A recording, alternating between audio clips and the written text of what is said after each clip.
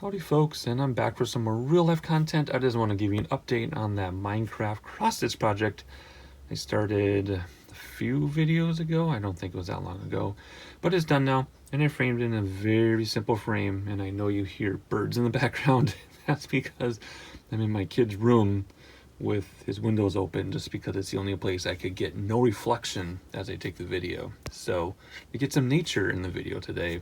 So this project was actually a lot more involved than at first meets the eye, mostly because if I can get close to these individual sprites here, you see, well, you can't really tell even in 4K, but pretty much every sprite, which is a name for an object in computer programming, every sprite has its series of colors. So even that pig, for example, it only looks like 3 or 4 colors on camera, but it's really like 9 colors. So my point being, every 2 or 3 stitches or whatever, every dozen stitches, in some case every stitch, I had to change colors. Like the quartz, there's like 12 colors in that quartz, even though I can't really tell. But it was insane. So it took way more time than I thought, because I was constantly changing colors, because I didn't want to crisscross behind the fabric, because then you would see it through the fabric.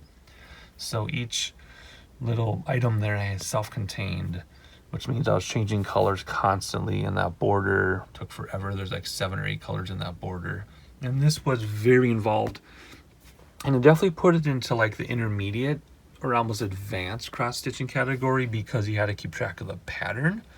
So even though it's not full coverage, and even though it fits in an 8x10 frame, due to keeping track of every stitch being different and keeping track of everything and not having your colors bleed under the fabric, it actually was quite a challenging little project. It took me quite some time.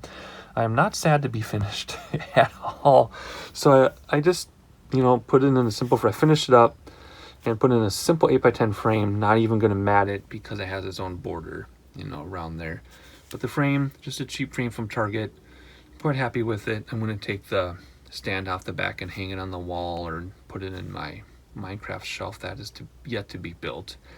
But I'm going to finish this up by going through each of the items, just because it's not as obvious. Now remember, this was made long time ago. So I think when I looked up the date this pattern was published, it would have been like Minecraft 1.7 or something. So some of these names aren't as obvious as you would think they would be in 1.14. So A is for axe, B is for bucket, C is for creeper, D is for diamond, E is enderman, F is fence, G is gas, H is hoe, I is for inksack, J is jukebox, right, to play the music, K is for kitty. Now, in 1.13 or 1.14, that could have been kelp, but way back in 1.7 or whatever, there wasn't a K object. So this person took kitten.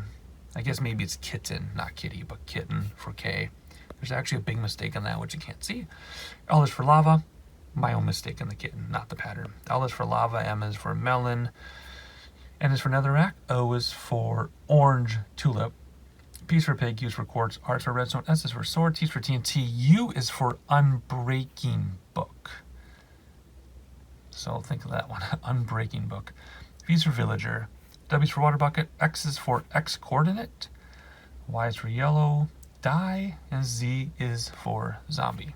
So it's the first time I'd done a project since I was about 15 years old. Well, no, actually, I take that back. I was going through a box and I found projects from my mid-20s when my wife was in grad school, and I couldn't find a job because we lived in a town that was smaller than my current neighborhood. But anyway, it's been such a long time that it took me a while to get my stitches even and not too much tension and getting used to the fabric again. And I did use a Q-snap for the last of it, but I could go on and on and on, but most of you watching have no idea what I'm talking about. So that's it for this real life content.